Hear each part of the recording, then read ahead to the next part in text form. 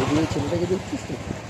হ্যাঁ বাইকে আর Harry Potter মাখা হচ্ছে আমাদের পেয়ারা মাখা, তারপর চলে আসবে হচ্ছে আমাদের আমসি। ল্যাদ তো খাচ্ছি। ও আচ্ছা, আর কাজগুলো কে করে?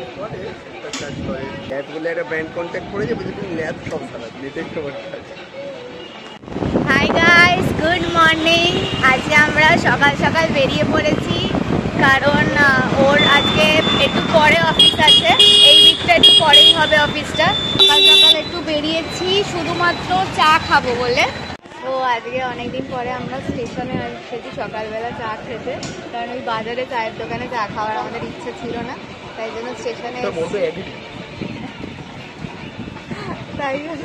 স্টেশনে চা খেতে। আপাতত এখানে আমরা নিয়ে নিয়েছি রচা খাবো, খেয়ে তারপরে উনি ওনার অফিসে যাবেন আমাকে বাড়িতে ড্রপ করে। সো আমাদের চা ফা খেয়ে আড্ডা মারা ডান। এখন আবার আমি বাড়ির সামনে এসে গেছি, আর মিস্টার এখন অফিসে যাবে। এখন বাজে কটা? 10টা। চলো এখন আমি বাড়িতে যাই, ঢুকি। Hi guys, good afternoon, welcome back to the vlog. এখন বাজে হলো অ্যারাউন্ড 1:15। কিছু কিছু এমন জামা খুঁজে পেলাম যেগুলো আমার একদমই পছন্দ নয়, আর সেগুলো আমার পরেই আছে, যেহেতু সেগুলো গিফটেড জামা। সেগুলো আমি কোনোদিনও নিজের থেকে কিনিনি, because this is not my fashion sense. তো ওই জন্য এগুলো আমি নিজের থেকে কিনিনি। এগুলো সব কিছু গিফটেড জামা, যেগুলো আজ অবধি আমার পরা হয়নি। বাট যেহেতু লোকে ভালোবেসে গিফট দিয়েছে, আমি তো সেগুলোকে আর ফেলে দিতে পারি না বা নষ্ট করে দিতে পারি না। তো সেইগুলোকেই আমি ভাবছি নিজের মতন করে কিছু একটা ভাবে বানাবো, যাতে আমি সেগুলোকে ইউজ করতে পারি। সো তার মধ্যে থেকেই হচ্ছে এইটা হচ্ছে একটা জামা, যেটা আমাকে গিফট করা হয়েছিল। আমার কোনো একটা ফ্যামিলি মেম্বারই আমাকে এটা গিফট করেছিল। But I hate this dress, because just এটা আমার বাস্ট এরিয়াটাকে দেখতে সুন্দর লাগছে। Other than that I do not like this all the Chunky details যেটা এখানে আছে, যেখানে এরম এরম টাইপের ডিটেলসগুলো আছে, আমার একদম ভালো লাগছে না। প্লাস এখানে যেই কাটটা আছে এইখানটায় দেখো, এই কাটটা হচ্ছে একটু ছোট, আর এই সাইডের কাটটা হচ্ছে একটু বড়।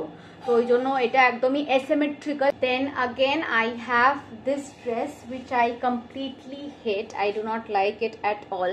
ফার্স্টলি তো একটু দেখে কিরকম একটা বাচ্চা বাচ্চা টাইপের মনে হচ্ছে ক্লাস 8-9 এর বাচ্চার কোনো ড্রেস। তো ওই জন্য I do not like it at all. Plus এটার ফিটিংসটা একদম ভালো না। এটা হচ্ছে অফ শোল্ডার টাইপের একটা ড্রেস, বাট এটাকে যখনই আমি অফ শোল্ডার করতে যাচ্ছি ফিটিংসটা একদম ভালো আসছে না, খুব টাইট ফিট হচ্ছে।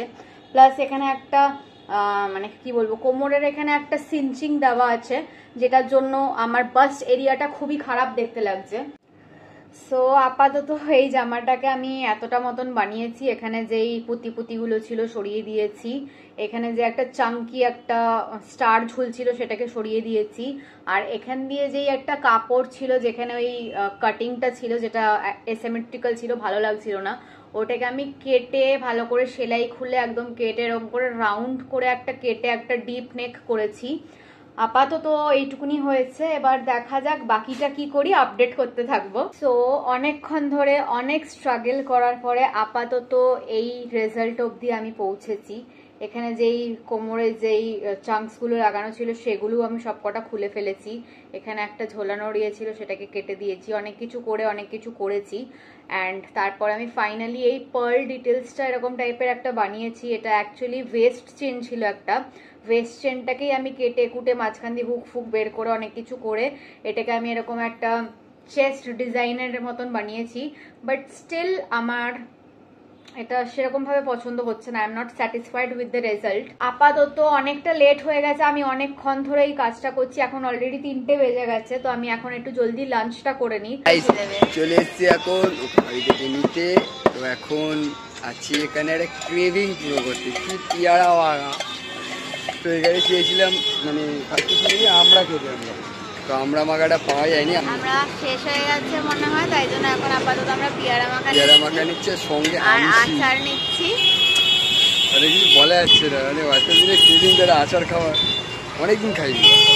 ওকে আমি বললাম একটু পুরো আচার নিচ্ছি, তো ও তো ফুল খায় না, তো আমি তো পছন্দ খাই না। আমি আর পেয়ারা মাখাটা নিয়ে আমরা তোমার দেখাচ্ছি জিনিসটা কি।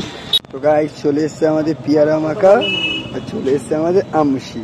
ফার্স্ট টাইম টেস্ট করবে আমার পাড়ার আচার কাকুর মাখা।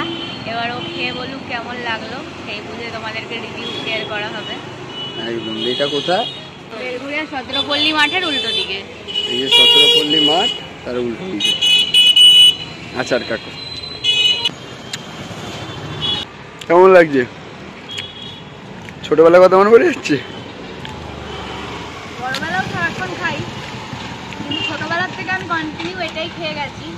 তো এটা যখনই খাই আমার একটা ছোটবেলার একটা নস্টালজিক ফিল আসে।